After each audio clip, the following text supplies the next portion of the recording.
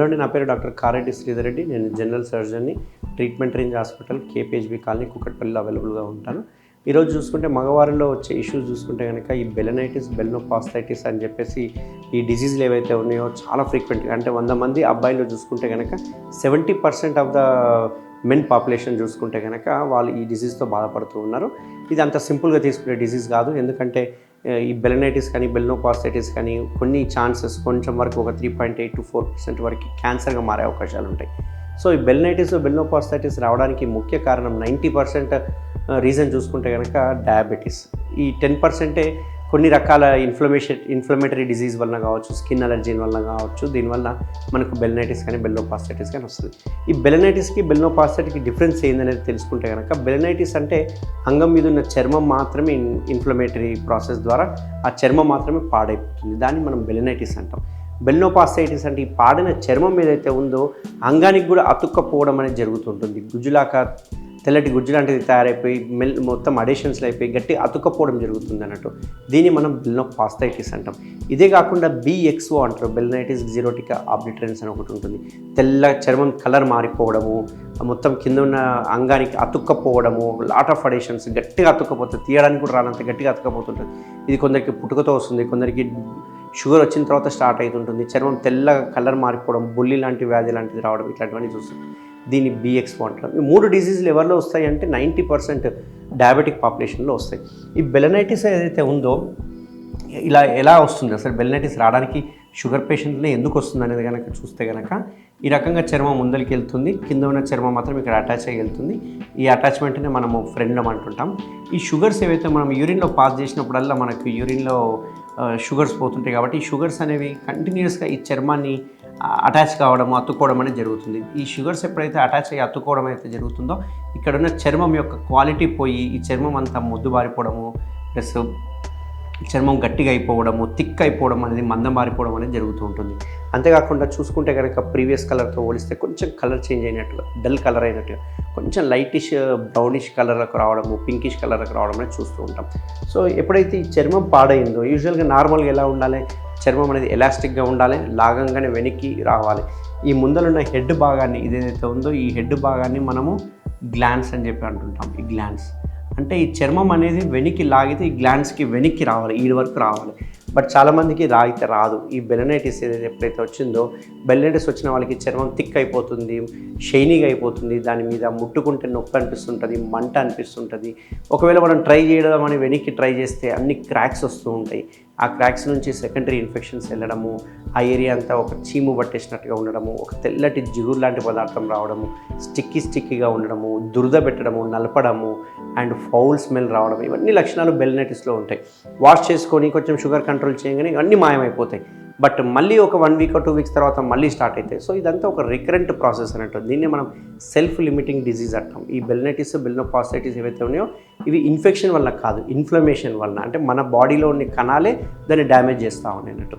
So inflammatory process వలన balanitis, బెల్నోపాస్థైటిస్ వచ్చింది. చాలామంది దీన్ని ఇన్ఫెక్షన్ అనుకుంటుంటారు, క్యాండిడియాసిస్ క్రీమ్స్ రాస్తూ ఉంటారు, ఇవన్నీ పనికిరావు. అవన్నీ సెకండరీ బ్యాక్టీరియల్ ఇన్ఫెక్షన్ వల్ల, సెకండరీ ఇన్ఫెక్షన్ వల్ల కానీ, ప్రైమరీ ఇన్ఫెక్షన్ చూసుకుంటే కనుక అది ఒక ఇన్ఫ్లమేషన్ ప్రాసెస్ అన్నట్టు. సో ఎప్పుడైతే ఈ చర్మం మొద్దుబారిపోయింది, చర్మం థిక్ అయిపోయింది, చర్మం నుంచి జిగురు లాంటిది వస్తుంది అన్నప్పుడు ఆ చర్మం అనేది వెనక్కి పోదు. మీరు ట్రై చేసే కొద్దికల్లా క్రాక్స్ ఫామ్ అవుతూ ఉంటాయి. మొత్తం ఆ క్రాక్స్ నుంచి విపరీతమైన మంట రావడం అని చేస్తూ ఉంటాం. సో వాళ్ళు ఏం చేస్తారంటే వెనక్కి అనకుండా అలాగే వదిలేసేస్తుంటారు, క్లీన్ చేసుకోరు. లోపల క్లీన్ చేసుకోకపోయేసరికి లోపల ఉండే ఏదైతే వైట్ కలర్లో వస్తుందో దాన్ని మనము స్మెగ్మా అని చెప్పి అంటుంటాం. ఈ స్మెగ్మా అనేది బయటికి రాక ఇందులో మిగిలిపోయి ఈ చర్మాన్ని దీనికి అతికిచ్చేస్తూ ఉంటుంది అన్నట్టు. అంటే అతుక్కపోతుంది, ఈ జిగురు వలన అతుక్కపోతుంది. ఎప్పుడైతే ఈ చర్మం వల్ల జిగురు అతుక్కపోయిందో దాన్ని బెల్నోపాస్థైటిస్ అంటుంటాం. సో ఈ బెల్నోపాస్థైటిస్, బెలనైటిస్ వచ్చిన వాళ్ళకి చూసుకుంటే కనుక 4 to 5% క్యాన్సర్గా కూడా మారే అవకాశాలు ఉన్నాయి అన్నట్టు. సో దీనికి ఏం చేయాలి? ఈ బెలనైటిస్ సిమ్టమ్స్ నేను చెప్పాను. ఈ సిమ్టమ్స్ ఎవరికిలో ఉంటే కనుక వాళ్ళకి బెలనైటిస్ వచ్చిందని చెప్పి నిర్ధారణ చేసుకోవాలి. ఈ బెలనైటిస్కి ఒకటే ఒక సర్జరీ ఆప్షన్ ఏంటి అంటే సర్కంసిషన్ అంటాం. దీన్నే సుంతి ఆపరేషన్, కత్నా అని చెప్పి పిలుస్తుంటాం. ఇందులో మనం చేసే మెథడ్ ఏదైతే ఉందో KSR, స్టేప్లర్ సర్కంసిషన్ సర్జరీ అంటారు. మనం చేసే సర్జరీ పేరు KSR. స్టేప్లర్ సర్కంసిషన్ సర్జరీ అంటారు. ఇది ఒక స్టేప్లర్. ఇది స్టేప్లర్ అనేది ఏదైతే ఈ స్టేప్లర్ ఉందో అది డిస్పోజబుల్ స్టేప్లర్, అంటే ఒకరికి యూజ్ చేసి పడేస్తుండడం జరుగుతుంది. ఒకటే సింగిల్ యూజ్ అంటే అది డిస్పోజబుల్ ఇన్స్ట్రుమెంట్. అది డిఫరెంట్ సైజులు ఉంటాయి. ఆ సైజులను బట్టి మనము సెలెక్ట్ చేసుకోవడం జరుగుతుంది. అండ్ ఎప్పుడైతే మత్తు ఏదైతే ఉందో, మత్తు చాలా ఇంపార్టెంట్ అండి. మత్తు చాలామంది స్పైనల్ ఇస్తారు, బట్ దీనికి స్పైనల్ అవసరం లేదు. ఈ 3 చోట్ల కనుక మనకు మత్తు ఇస్తే కనుక అంగం మొత్తం మొద్దు బారిపోయినట్టుగా ఉంటుంది. ఇమ్మీడియట్గా సర్జరీ, 5 నిమిషాల సర్జరీ. ఈ సర్జరీలో మనం ఏం చేస్తామంటే ఈ పాడైపోయిన చర్మం ఏదైతే ఉందో ఆడ వరకు చర్మం అనేది తీసేస్తాం. చాలామందికి డౌట్ ఎంత చర్మం తీస్తారు అని చెప్పి చాలామంది అడుగుతుంటారు. ఈ పాడిన చర్మం అంతకంటే ఎక్కువ తీయాల్సిన అవసరం లేదు. మనం ఇందులో మోటో అంటే మన సొల్యూషన్ ఏంటి అంటే ఈ అంగం ఏదైతే ఉందో ఈ గ్లాన్స్ మీద ఎటువంటి చర్మం ఉండొద్దు. సో మనం ఈ వరకు చర్మం ఎప్పుడైతే తీసేసినామో ఇది ఎలాస్టిక్గా ఉంటుంది కాబట్టి ఈ చర్మం అనేది ఇక్కడ వరకు వచ్చేసేస్తుంది. సో అప్పుడు అంగం మీద ముందర భాగం మీద చర్మం ఏముంటుంది. ఈ గ్యాప్ అనేది ఏదైతే ఉందో ఇది ఓన్లీ స్టేప్లర్లో మాత్రమే ఛాన్స్ ఉంటుంది. అది కూడా కేఎస్ఆర్ స్టేప్లర్లో మాత్రమే ఇది అవైలబుల్గా ఉంటుంది. ఈ గ్యాప్ అనేది, ఈ గ్యాప్ రావడమే మనకు కాస్మెటిక్గా గుడ్ రిజల్ట్స్ ఇస్తుంది అన్నట్టు. చూడడానికి బాగుంటుంది, కాస్మెటిక్గా బాగుంటుంది. సో ఇప్పుడు ఈ రకంగా మనం సర్జరీ చేస్తే చర్మం ఇక్కడ పడిపోతుంది. ఇందులో ఒక సిలికాన్ రింగ్ ఉంటుంది. అంటే పిన్స్ కూడా డైరెక్ట్ చర్మానికి అటాచ్ కాకుండా మధ్యలో ఒక సిలికాన్ రింగ్ ఉంటుంది.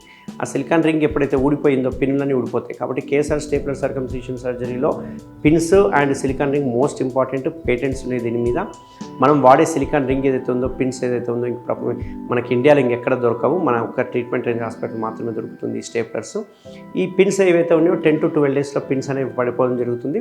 ఎప్పుడైతే సిలికాన్ రింగ్ ఊడిపోతుందో పిన్స్ కూడా ఊడిపోతాయి. చేయాల్సినవి ఒక పని, చేయకూడనివి 2 పనులు. ఒకటి చేయాల్సిన పని ఏంటంటే ఎంత బాగా ప్రాపర్ వాష్ ఇచ్చుకుంటే కనుక సోప్ వాటర్తో ఎంత నీట్గా కడుక్కుంటే అంత ఫాస్ట్గా పిన్నులు పడిపోతాయి. ఎప్పుడైతే కడగడం మానేస్తారో, భయం కొద్దీ టచ్ చేయరో, టచ్ చేస్తే ఎక్కడ పిన్స్ ఊడిపోతాయో అనుకొని వెనక్కి అనుకోకుండా అలాగే నీళ్ళు పైనుంచి పోయడము, ఫ్లష్తో కొట్టడం ఇట్లాంటివన్నీ చేస్తే కనుక పెయిన్ ఎక్కువ అవుతుంది కొందరికి అండ్ బ్లీడింగ్ వచ్చే అవకాశాలు కూడా ఉంటాయి. సో చేయకూడని పనులు ఏవైతే ఉన్నాయో అవి 2 పనులు. చేయకూడని పనుల్లో మొదటిది ఎటువంటి పరిస్థితుల్లో అంగం పెద్దగా కాకుండా చూసుకోవాలి, అంగస్తంభన అవ్వకుండా చూసుకోవాలి, ఎరెక్షన్ అవ్వకుండా చూసుకోవాలి. అది ఒక 2 weeks వరకు ఈ ప్రాబ్లం ఉంటుంది. కొంచెం ఎర్లీ మార్నింగ్ వచ్చేవాళ్ళు కొంచెం లేవడము, అటు ఇటు తిరగడం ఇట్లాంటివి చేస్తూ ఉండాలి. రెండవ ముఖ్య గమనిక ఏంటి అంటే ఎటువంటి పరిస్థితుల్లో ఇంటర్ కోర్స్ కానీ కలవడం కానీ చేయకూడదు. ఇది ఒక 4 weeks వరకు, 1 month వరకు చేయకూడదు. ఎందుకంటే ఆ కట్ అయ్యి మనం పిన్నులు కొట్టిన చోట ప్రాపర్ హీలింగ్ కావాలంటే మనకు 4 weeks to 6 weeks టైం పడుతుంది. కాబట్టి మనం ఈ జాగ్రత్తలని చెప్తుంటాం. ఈ సుంతి ఆపరేషన్ ఏదైతే ఉందో, కేఎస్ఆర్ స్టేప్లర్స్ ఏవైతే ఉన్నాయో ఓన్లీ ట్రీట్మెంట్ రేంజ్ హాస్పిటల్ తప్ప ఇక్కడ అవైలబుల్గా లేవు.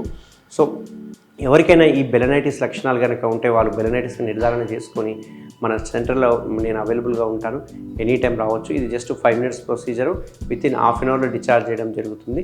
సో ఎవరికైనా ఈ అవకాశాన్ని ఉపయోగించుకోవాలనుకుంటే కనుక తప్పకుండా నన్ను కలవచ్చు. నేను treatment range hospital available. Thank you very much. Thank you Sridhar Reddy sir. Thank you doctor Sridhar Reddy sir. Thank you Sridhar Reddy sir. Thank you Sridhar Reddy sir. Thank you Sridhar Reddy sir. Thank you Sridhar Reddy sir. Thank you Sridhar Reddy sir. Thank you Sridhar Reddy sir. Thank you Sridhar Reddy sir. Thank you Sridhar Reddy sir.